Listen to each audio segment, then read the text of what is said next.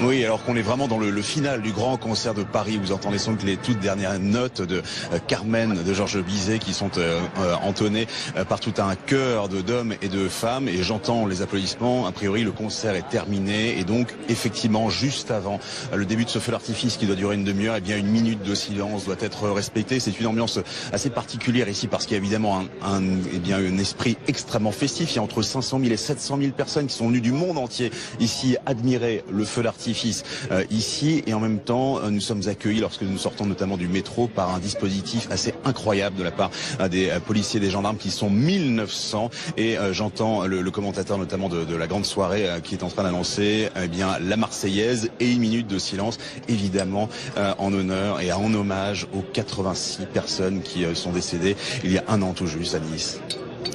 Merci beaucoup Patrick Sauce en direct du Trocadéro. On va donc vivre avec vous cette soirée en plein cœur de Paris. Une minute de silence en hommage aux victimes de l'attentat de Nice. Minute de silence avant la Marseillaise interprétée par l'Orchestre National de France. Puis le traditionnel feu d'artifice du 14 juillet. On sera aussi dans la foule avec Isabelle Golens.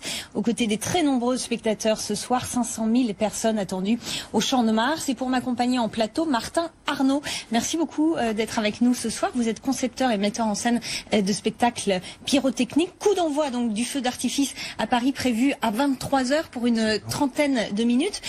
Déjà question cruciale parce que c'est important pour les feux d'artifice. Est-ce que les conditions météo sont réunies pour nous offrir un beau spectacle ce soir? Jusqu'à présent dans votre studio il fait très bon. À l'extérieur il y avait un peu de vent tout à l'heure. C'est plutôt dégagé. On a eu une semaine avec pas mal de conditions météo un peu orageuses et un peu limite pour la pyrotechnie.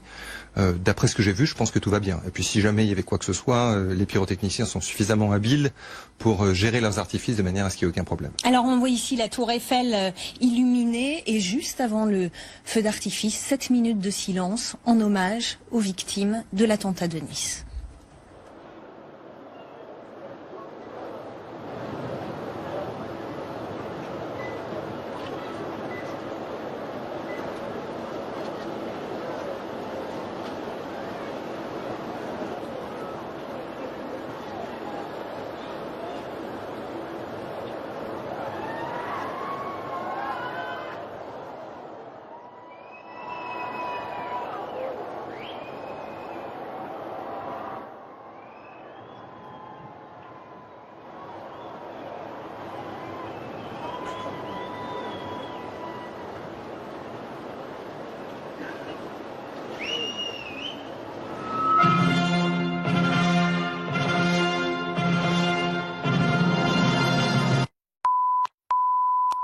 Voilà la tour Eiffel qui s'est drapée du bleu, blanc, rouge aux couleurs de la France avant ce feu d'artifice. Patrick Sauce sur le thème cette année de l'olympisme.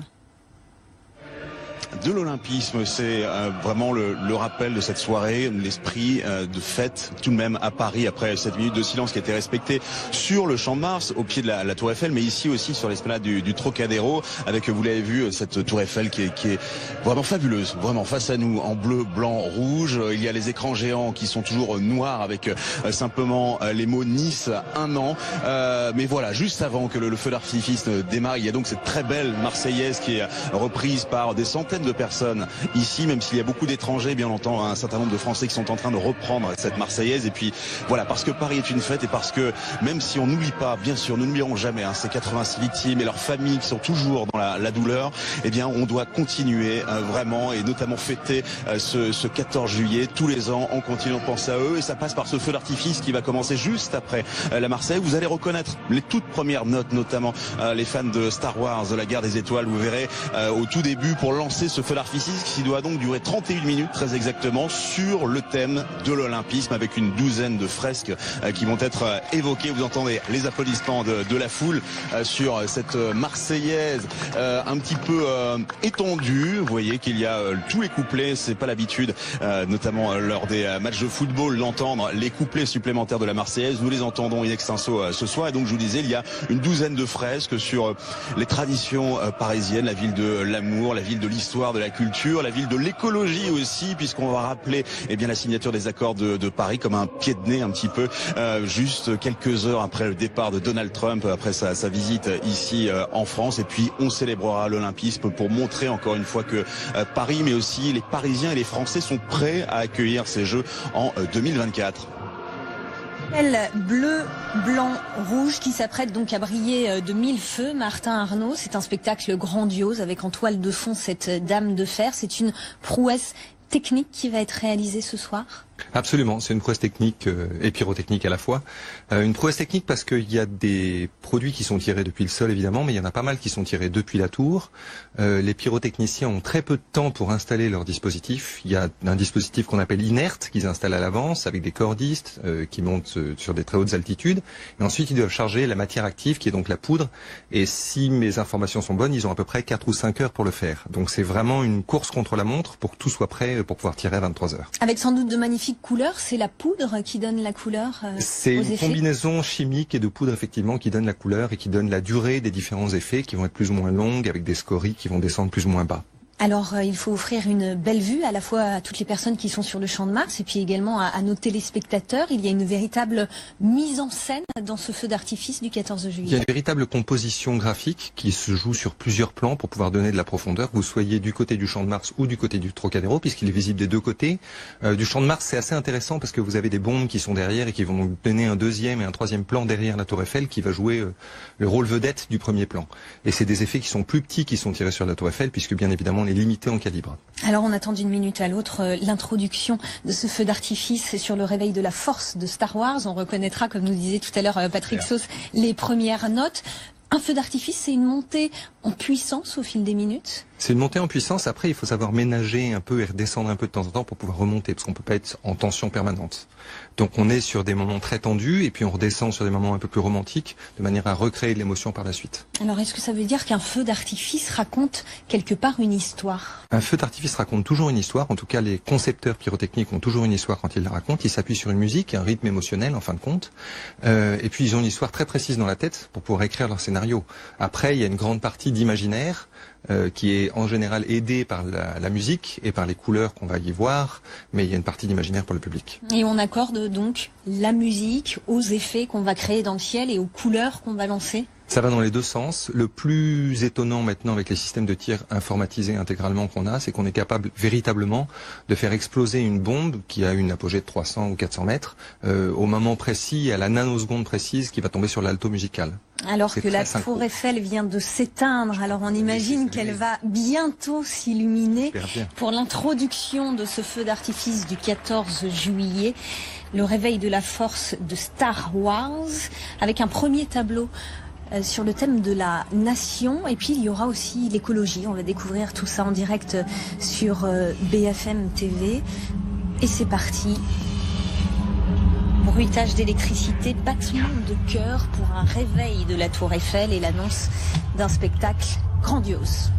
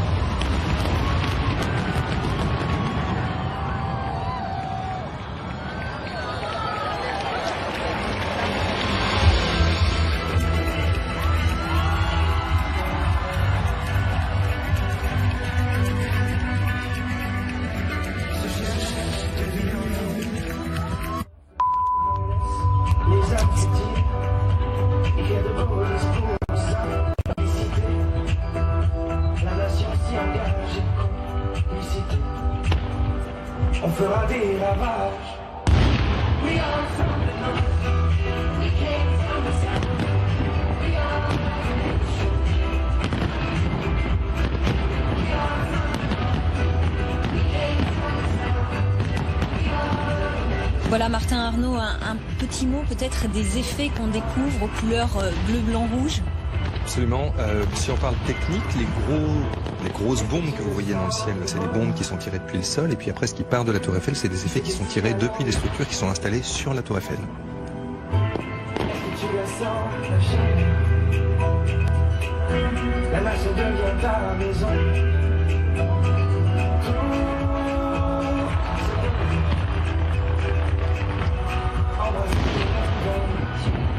We are from the north, we came from the south. Et alors ces effets-là, ces crépitements. Des cracklings, c'est des effets qui effectivement ont un flash de lumière comme vous pouvez le voir et qui en plus de ça produisent des détonations qu'on essaye d'accorder au rythme musical. C'est des produits assez courants. Là où c'est difficile, c'est d'en mettre beaucoup à la fois et que ce soit pas perturbant. Mais comme on le disait tout à l'heure, on a beaucoup de chance puisque comme vous voyez, ça dépale relativement vite. Ça dépale, ça veut dire qu'il y a du vent et que du coup la fumée reste pas. Donc la pyrotechnie reste très visible.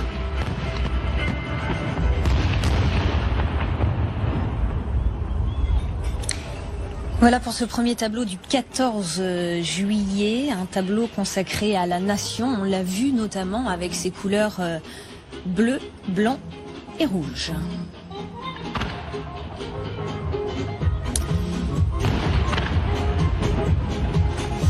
Et c'est là le deuxième tableau intitulé Voyage dans Paris, avec là un rythme complètement différent, Martin. Oui, on est plutôt sur une dynamique, vous le voyez, il y a de la lumière sur la Tour Eiffel et puis une écriture qui est plutôt verticale, qui s'oriente vers le haut dans des couleurs bleues. Je crois qu'il veut par là exprimer un peu le dynamisme de la ville, la fluidité et l'organisation, puisqu'il y a de gros efforts qui sont faits en ce moment, malgré ce qu'on peut en dire, sur la manière que ça circule le mieux possible à Paris. Mettre Paris à l'honneur, c'est important en ce moment, puisqu'on rappelle que ce feu d'artifice aussi doit défendre les valeurs de Paris en vue de la candidature de la capitale pour les JO de 2024. Oui, heureusement, en ce moment, tout défend Paris pour 2024. Et je crois qu'on va tous dans ce même sens. Et c'est une grande chance si on obtient les Jeux le 13 septembre. Donc, je crois qu'on est assez bien parti, mais on va pas en dire trop non plus. Mais ça serait effectivement absolument merveilleux pour tout le monde. Alors, on voit différentes couleurs. Et vous me disiez tout à l'heure que le vert, c'est la couleur qui coûte le moins cher. C'est la plus facile à faire. C'est la plus facile. Oui, c'est une couleur traditionnelle en pyrotechnie. En lumière aussi, parce que c'est celle qui est la plus visible dans le spectre des couleurs, qui est la plus proche du blanc. Donc c'est une couleur qui est assez facile. On en voit de moins en moins, mais c'est la couleur la plus simple. Après, il y a différentes tonalités de vert qui sont pas toujours évidentes non plus, mais le vert basique est simple à produire, absolument. Quelles sont les couleurs qui, au contraire, voilà, là on voit un peu de mauve, du doré. C'est plus difficile à concocter ? Pas forcément. Après, ça dépend quel type de doré en fait. C'est vraiment la durée de vie du produit qui va changer en fait sa composition. Je pense qu'on aura certainement à un moment, je vous le dirai, du Camuro qui est un doré très lent et très beau et très doux. Là, on est sur des couleurs plus vives, plus lumineuses donc. Tout ça, c'est des compositions chimiques dont les pyrotechniciens ont et les fabricants de produits pyrotechniques ont leur secret. Ils en ont tous des différents et on a souvent des surprises d'ailleurs dans les produits qu'on tire et qui sont pas toujours exactement ce qu'on attendait.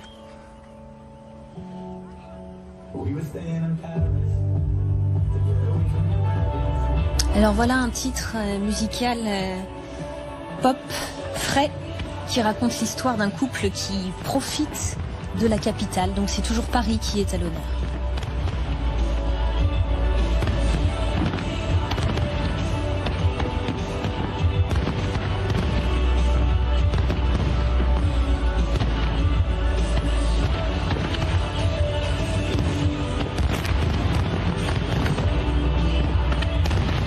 Ici, vous pouvez voir de très beaux effets scintillants qui, du coup, ont une vraie pérennité, c'est-à-dire qu'ils vont rester longtemps. Donc cette accumulation, en fait, sans faire trop de fumée, fait qu'on a un ciel étoilé qui vient se créer autour de la Tour Eiffel. C'est absolument superbe. Combien de kilomètres à la ronde est-ce qu'on peut on voit de loin à partir du moment où on est un peu en hauteur, mais à 40 km, on le voit encore. Sauf si vous n'êtes pas derrière une tour, auquel cas vous ne voyez plus rien.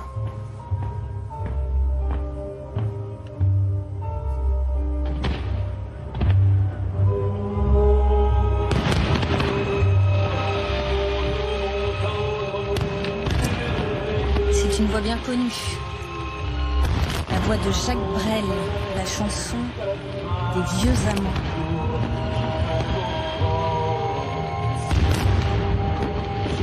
Ce soir, Paris de nouveau est la capitale des amoureux, Martin Arnaud. Superbe. Souhaitons qu'elle le reste.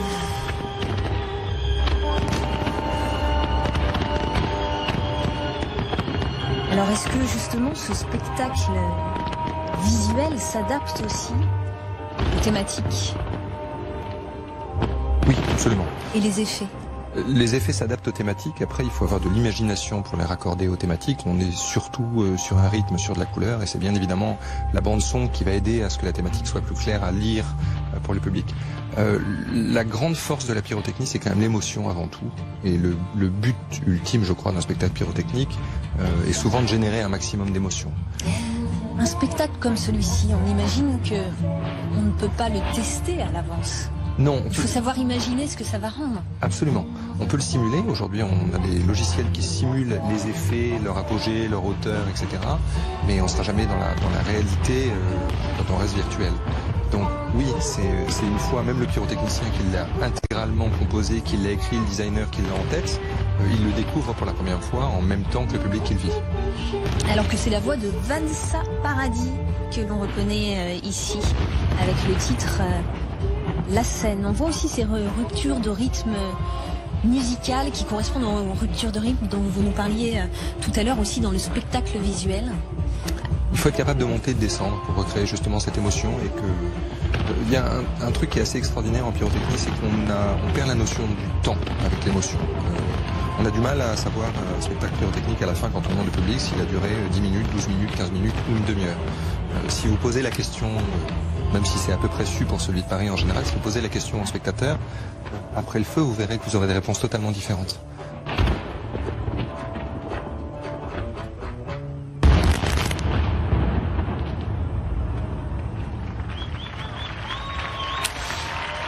Voilà pour cette thématique voyage dans Paris qui se termine. Place maintenant à l'écologie, le thème de l'écologie avec un titre beaucoup plus aérien.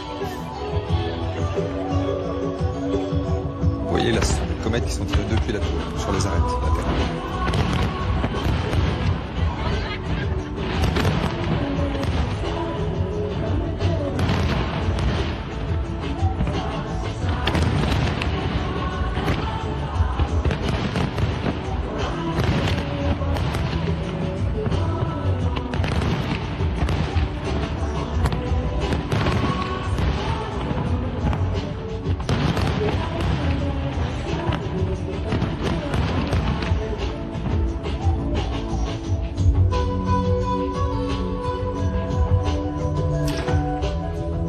La tour Eiffel qui se transforme en arbre pyrotechnique. C'est l'objectif ici, Martin. C'est plutôt vous semble réussi ? Oui, c'est plutôt réussi, absolument.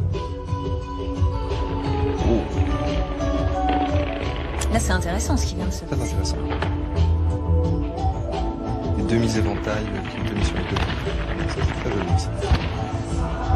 Et ces effets-là sont tirés depuis la tour.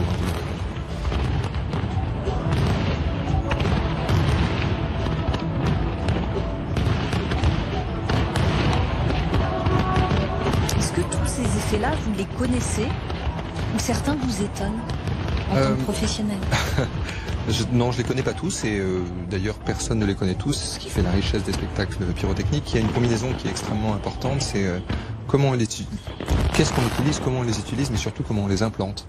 Les effets qu'on vient de voir, qui sont des espèces d'effets de queue de pan entre guillemets, l'implantation qui a été faite des pas de tir sur la Tour Eiffel est particulière à ce spectacle et a été imaginée par le designer du spectacle.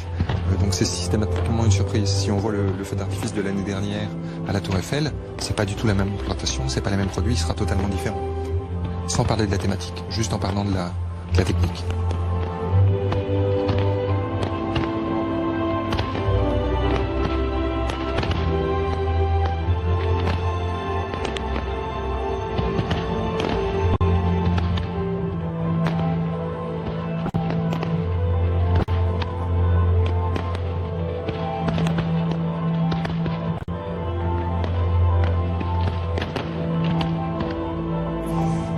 fait la magie de ce spectacle, c'est aussi cette tour Eiffel en toile de fond.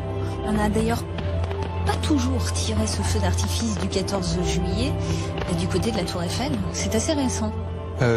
Sur la tour Eiffel, c'est assez récent, effectivement. La première fois où ça a été fait, c'est pour le passage à l'an 2000, où il y a eu un feu d'artifice assez court sur la tour Eiffel. C'était la première fois que c'était fait.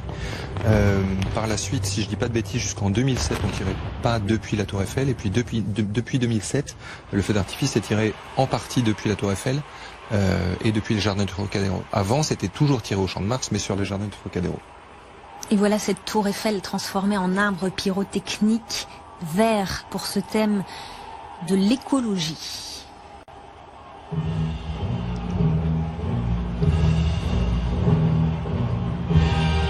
Quatrième tableau, celui des Jeux Olympiques et du sport. On reconnaît les anneaux olympiques. J'aurais un peu deviné les couleurs, tout à fait.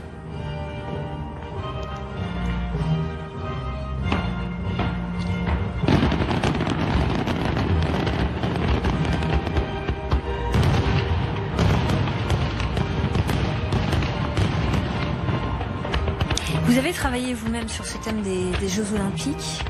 Oui, on a eu l'opportunité de faire le 31 décembre la célébration du passage à l'an 2017 sur les Champs-Élysées, donc là, en fin d'année dernière, au début de cette année, qui avait le même thème exactement, Paris 2024, avec une thématique qui était la même, mais avec une expression qui était totalement différente, puisque c'était de la projection sur l'Arc de Triomphe et de la pyrotechnie, mais plus limité à la fin, puisqu'on est à Place de l'Étoile où on n'a pas du tout la même distance et les tirs de sécurité.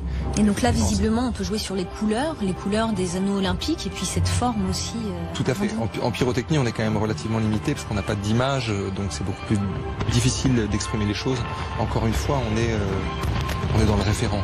Mais la combinaison de la musique, du rythme et des couleurs est assez facile à lire. Et puis le thème des Jeux Olympiques est quand même très présent en ce moment autour de nous, je crois.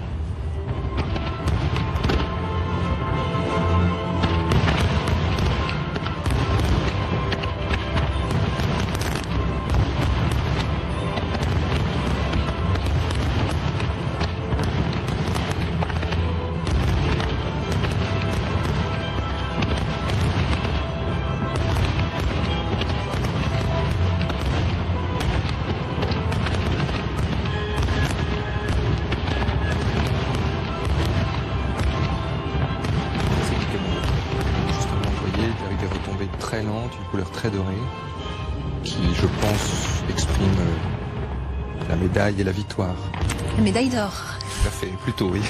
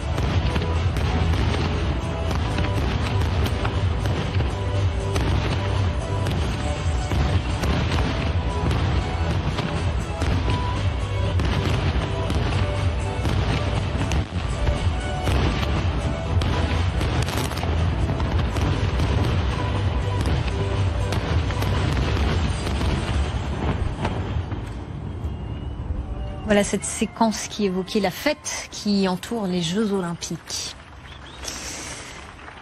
Ici, on a un spectacle qui s'adresse au public, aux spectateurs, mais pas seulement finalement, qui s'adresse aussi à la France entière et peut-être au monde, puisqu'on vient de défendre la candidature de Paris pour les Jeux Olympiques. Tout à fait. Je crois d'ailleurs qu'il y a une annonce qui a été faite juste avant le spectacle pyrotechnique qui invitait les gens à envoyer le hashtag pour la candidature de Paris, il me semble, à ce propos. I love Paris in the summer when it sizzles. I love Paris every moment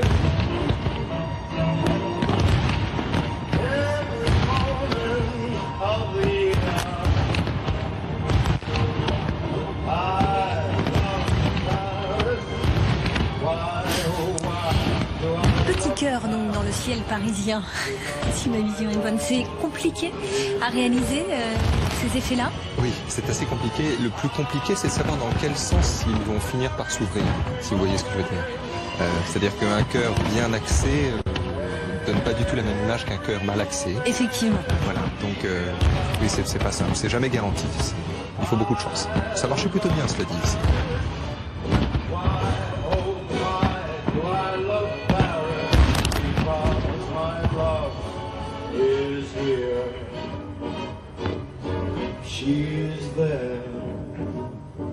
She's everywhere. But she's Paris axé vers l'avenir et vers cette candidature des JO de 2024. Paris aussi et ses racines avec Frank Sinatra.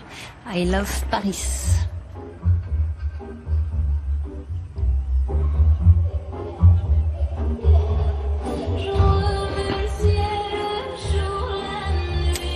C'est un nouveau tableau qui s'ouvre. Un tableau axé sur l'héritage et l'évolution. L'écriture graphique est totalement différente des autres.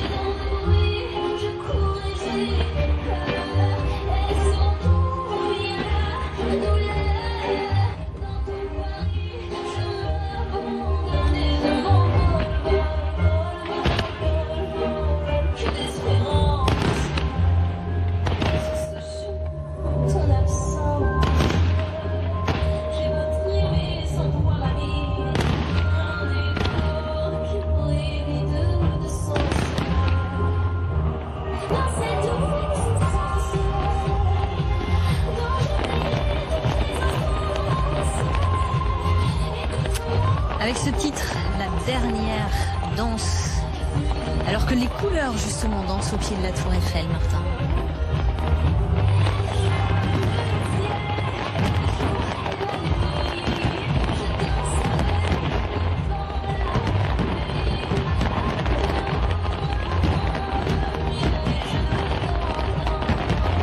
Est-ce que ce sont des comètes?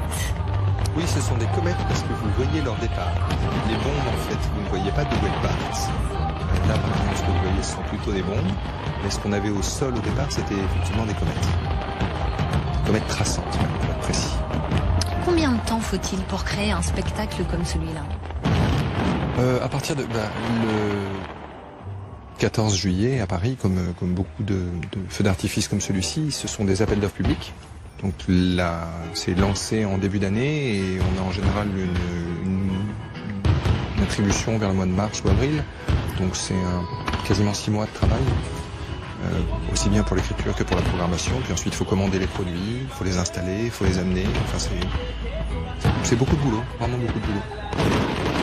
Combien de personnes sont nécessaires pour préparer ce spectacle? Parce que déjà, on imagine ici qu'en coulisses, il y a déjà une équipe assez importante là qui manœuvre pour nous offrir ce spectacle grandiose. En coulisses avant le spectacle, oui, il y a une très grosse équipe, d'autant plus que, comme on le disait tout à l'heure, on a un temps d'installation qui est extrêmement limité sur la Tour Eiffel, ce qui veut donc dire qu'on met une équipe maximale au dernier moment pour intervenir, pour installer la matière active sur la Tour Eiffel.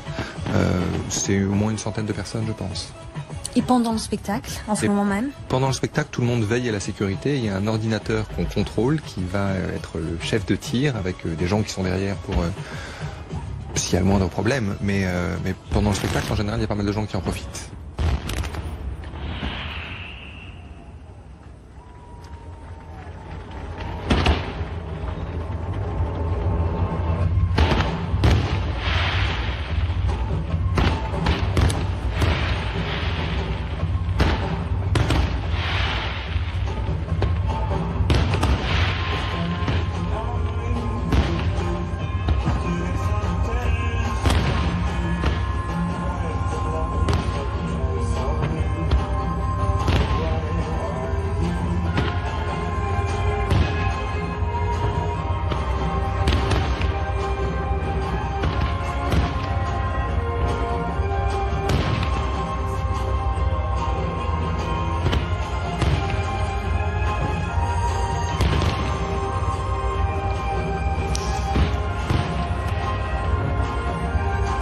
Alors que l'on reconnaît la voix de Woodkid, on le voit musicalement. On a un spectacle à la fois moderne, mais aussi parfois historique. On a entendu Sinatra. Est-ce que visuellement, on essaie aussi de créer cette modernité et un côté plus traditionnel ? La tradition, en fait, c'est les bombes, c'est-à-dire c'est ce qui va être autour de la Tour Eiffel pour faire l'habillage. Après, on évolue sur les couleurs, et puis on évolue sur les manières de tirer, et surtout sur la synchronisation, la synchronicité des produits. Ce qui est en train de se passer actuellement à l'écran, moi je trouve ça extrêmement moderne. Pour autant, la poudre est quelque chose de classique. Donc oui, les produits évoluent, mais c'est surtout la manière dont on écrit le design pyrotechnique qui est résolument moderne. Et associé évidemment avec des couleurs, à un rythme et à une bande son encore une fois. On peut tirer à peu près la même chose sur un Woodkid ou sur un Aznavour, ça donnera pas le même résultat au final. Le feu d'artifice qui a été inventé par les Chinois. Absolument. Très Au 9e très siècle. longtemps, oui c'est ça. Ils continuent à faire des concours de feux d'artifice où ils mettent le fût du feu d'artifice sur leur ventre et tirent des bombes absolument colossales, et celui qui ne décède pas sera le plus fort. Ce serait un peu dangereux. Extrêmement dangereux. Ouais. Tout à fait.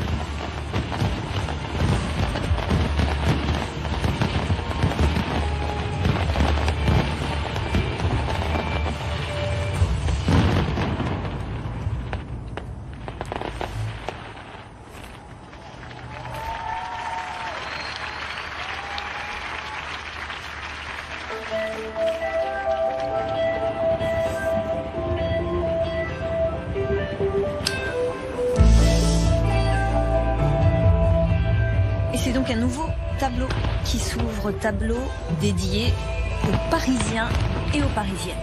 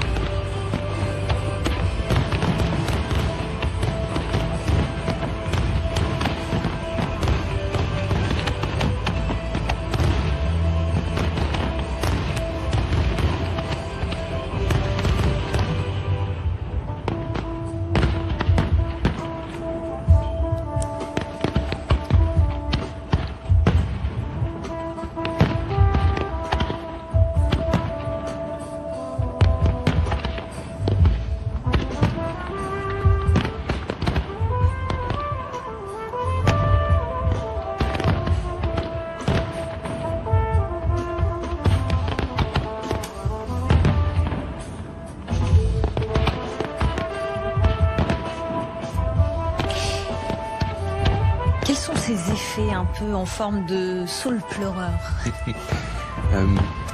Ce sont mélancoliques? absolument, ce sont des cascades qui tombent. Le plus important là-dedans, c'est surtout de parler du produit qui le fait, en fait, qu'on appelle un kamuro, qui est un doré qui a une combustion extrêmement lente, qui fait donc que ça reste très longtemps, ça a une persistance. C'est chaleureux, c'est mélancolique, on a envie de le caresser, on s'y brûlerait un peu, mais c'est je trouve, moi, un des plus beaux effets en pyrotechnie.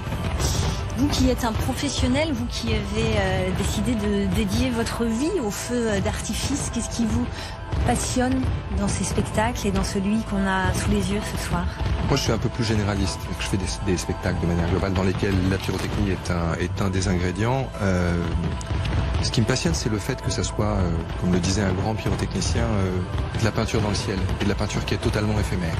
C'est-à-dire qu'on arrive à des dimensions qui sont absolument colossales, sur un canevas qui n'existe pas et qui va disparaître. Donc c'est de l'émotion pure qui va rester et qui va vous créer quelque chose qui va être éphémère. Et ça représente assez bien la vie, ces moments de joie et d'émotion intense qui disparaissent et qui laissent place à une autre. Donc je trouve que c'est un moment qu'on ne peut vivre que au moment où on le vit et qui ne durera pas. Et c'est en cela qu'il y a un caractère exceptionnel. Et après, c'est exceptionnel parce que c'est un moment qu'on partage avec les autres. Et c'est bien toute la force de ce 14 juillet sur le Champ de Mars, où il y a des centaines de milliers de gens qui viennent et qui le vivent ensemble. Et c'est ça le plus important. Et il y a beaucoup de choses aujourd'hui qu'on peut faire grâce à la télévision, grâce à YouTube, grâce à Internet, etc., etc. Le feu d'artifice, heureusement, c'est une manifestation qui fait que les gens sont ensemble, sont rassemblés, vivent une émotion collective Et cette émotion collective fait qu'on se rend compte que, quel que soit son milieu ou son niveau ou quoi que ce soit, en fait, on est à peu près tous pareils devant l'émotion. Et c'est ce qui s'est passé ce soir à Nice pour la commémoration. C'est ce qui se passe ce soir d'une manière effectivement beaucoup plus festive pour le 14 juillet à Paris. Ce 31 décembre, enfin toutes ces émotions collectives qu'on peut vivre dans lesquelles le spectacle et la pyrotechnie sont partie prenante. Je crois que c'est extrêmement nécessaire, voire indispensable pour nous et pour notre société. Des moments partagés en famille, des moments partagés entre amis. Quand vous imaginez un spectacle pyrotechnique, est-ce que vous vous dites, voilà, je voulais créer ce soir telle émotion, de l'étonnement, de la joie, etc. Est-ce que vous réfléchissez en ces termes? Absolument. On rythme le spectacle sur un rythme qu'on appelle justement un rythme émotionnel. Comme je vous le disais tout à l'heure, on a des moments qui vont être un peu plus dynamiques et d'autres où on est un peu plus sur de la réflexion ou de la mélancolie. Le but, c'est en fait de se dire que toutes les personnes qui vont venir voir un spectacle, encore une fois, quel que soit leur âge, leur milieu social ou quoi que ce soit, sont égaux devant l'émotion et qui vont le vivre ensemble. Et comme vous le disiez, effectivement, une famille, qu'on est pas un an parce qu'on en a un peu peur, mais de 7 à plus, voilà, on va avoir des réactions différentes, mais on va tous avoir une émotion et une réaction et on va le vivre ensemble. Et c'est ça le plus important. Un spectacle qui, on le rappelle, est gratuit. Absolument. Il devrait y avoir des fêtes nationales plus souvent.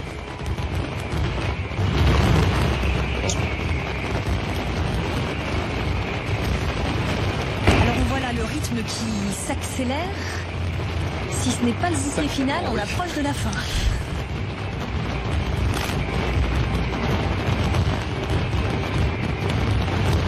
Alors racontez-nous la combinaison des effets.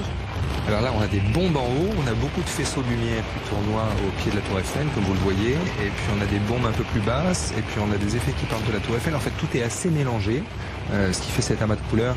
C'est étonnant parce qu'on a plein de couleurs différentes, et de ce qu'on voit, en fait, on arrive à une image assez blanche, globalement, ce qui est très intéressant. En tout cas, c'est extrêmement chargé. Il y a une vraie montée en puissance. On parlait tout à l'heure du rythme, voilà un rythme qui monte.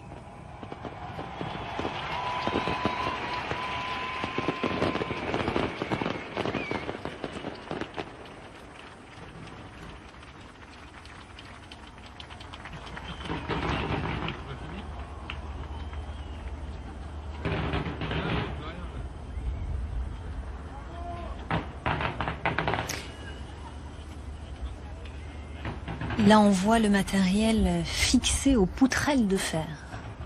Absolument. Vous avez des supports qui sont faits spécialement pour la tour Eiffel, par les équipes qui les installent, qui sont fixés par des cordistes de hautes altitudes et qui viennent installer ces produits sur la tour Eiffel. Depuis l'extérieur, évidemment, ce qui fait le travail périlleux et à la fois extraordinaire. Voilà pour ce spectacle consacré donc cette année aux Parisiens, à l'écologie, à l'olympisme. Est-ce qu'il y a des tableaux particulièrement qui vous ont marqué? Je trouve que le choix des couleurs était très intéressant, la combinaison est vraiment intéressante, et puis il y a 2-3 effets quand même qui étaient tout à fait... la globalité est très réussie, mais il y a 2-3 effets qui étaient surprenants qu'on n'avait pas vus lors des précédents feux d'artifice, notamment sur la tour Eiffel avec ces espèces de queues de paon. Alors que la tour Eiffel s'est de nouveau drapée de bleu, de blanc et de rouge, quelle est l'histoire que vous avez lue à travers ce spectacle ce soir, à travers ce feu d'artifice? Oh, je crois qu'on a lu pas mal les Jeux Olympiques, me semble-t-il, et puis toutes les valeurs qui sont portées justement par la ville candidate, c'est-à-dire la circulation, le flux, les gens, les habitants, ceux qui vont recevoir le monde si on reçoit les Jeux Olympiques, l'écologie bien évidemment, et un rythme assez effréné, assez général de